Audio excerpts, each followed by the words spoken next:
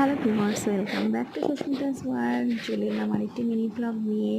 তো কী বলো তো, তোমাদেরকে বলেছিলাম এর আগে এরকম একটা মিনি ব্লগ ছেড়েছিলাম, পোস্ট করেছিলাম। তো সেটা তো বলেছিলাম যে সেটা হচ্ছে বারদোলের মেলায় লাস্টের দিকে একদিন গেছিলাম মেয়েকে নিয়ে।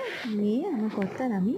তো সেটাতে মেয়ে বড় গাড়িতে চড়েছিল, বড় কারগুলো। গাড়িটা হচ্ছে প্রথম দিকে ওর পিসির সঙ্গে গেছিলো, পিসি, আমি, পিসান, ওর বড়দি, দাদা, সবাই মিলে।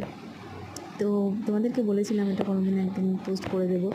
তো অনেক দিন পরে আজকে আর কি পোস্ট করলাম। তো মেয়ে খুব খুশি ছিল এই গাড়িতে চেপে।